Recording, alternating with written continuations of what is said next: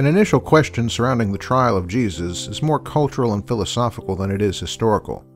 And that's the very simple question, who killed Jesus? It's not uncommon to hear the argument that the Gospels unjustly place the blame for Jesus' death on the Jewish people, which results in further arguments that the Gospels are anti-Semitic. In a series connected with Adolf Hitler, we discussed certain passages related to this issue and explained why they were not anti-Semitic. What's left for us to do here is explain two main arguments about the historical aspects of the trial narrative and Jesus' execution related to this issue.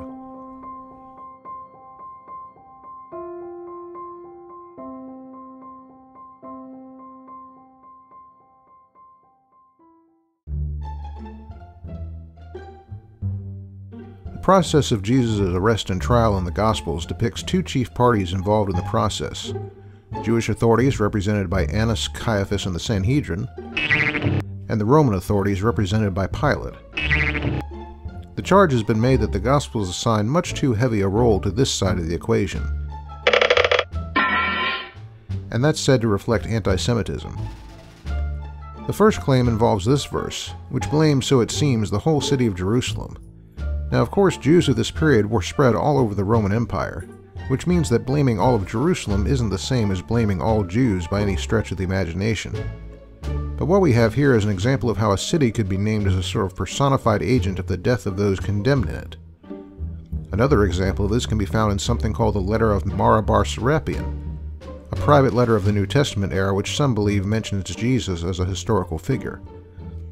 In that letter, Mara pins the consequences of Socrates' death on all of Athens without qualification, as well as the consequences of Pythagoras' death on all of Samos, again without qualification. And he pins the death of Jesus on all Jews, without qualification. So the mere fact that the New Testament blames the city of Jerusalem has nothing to do with anti-Semitism. It's just a normal turn of phrase.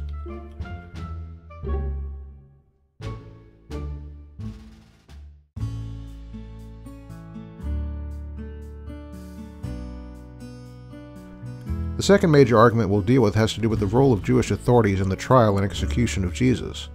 As we said before, some think that Jewish authorities seem a little too top-heavy in the responsibility department here. But what's behind the gospel story here isn't hatred of Jews. It's real history concerning how Rome did business in the lands it conquered. The Romans could hardly afford to spread themselves too thin, especially in Judea. The popular idea of a Roman soldier on every corner is patently erroneous. The Romans held Judea with only about 3,000 troops, so they could hardly spare the men to arrest every single criminal. This also meant that Rome found it easier for local authorities to take care of the majority of the judicial processes. They allowed the local law of each province to be exercised without much interference. The only exception was, and this is obviously relevant, death penalty cases.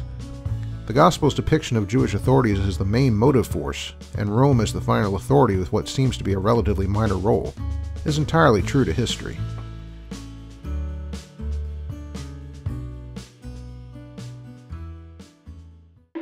Close this round with three minor issues having to do with the arrest of Jesus. Yes, go ahead. You say the party that came to arrest Jesus was composed of Jewish authorities, and those representing them. But the Gospel of John uses two words that mean Romans. Well, no, not really. First of all, we wouldn't necessarily expect a fisherman like John to be that precise in using military terminology. And second, the same two words are used in the Greek Old Testament, as well as in Jewish intertestamental sources, to describe Jewish soldiers.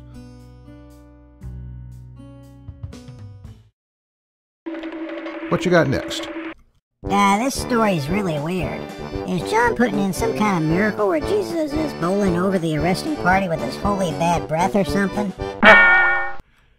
Well, no, I do think John wanted us to see that kind of thing in a way, but more as an ironic joke. Keep in mind the setting. The Garden of Gethsemane was on the Mountain of Olives, which itself was very likely an olive grove, privately owned and enclosed by a high wall with a single narrow gate. Now enter the mind of the arresting party and see things through their eyes. You're being led to this place by one reputed as a traitor and a scoundrel, and it's the darkest part of the night. If you're an experienced officer of the temple police, what might you be thinking? One word surely would have been on their minds, and that's ambush. The garden may have been a perfect place for a small armed force to make a stand, and of course whoever enters first is most likely to be killed. Now, next thing that happens is that your supposed informer, Judas Iscariot, steps forward to make his identification.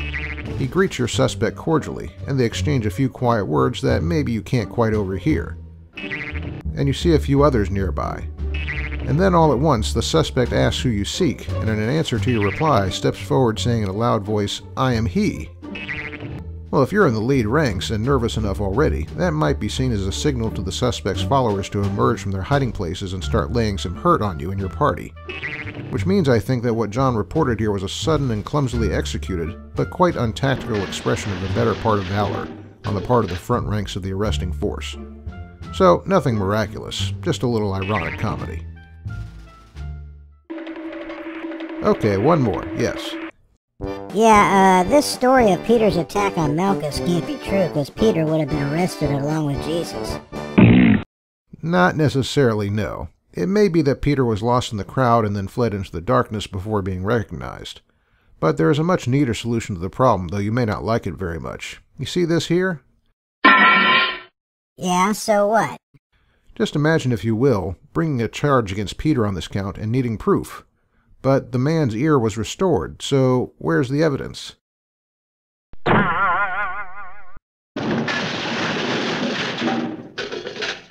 Told you you wouldn't like it. Anyway, that's all we have for this round. See you next time.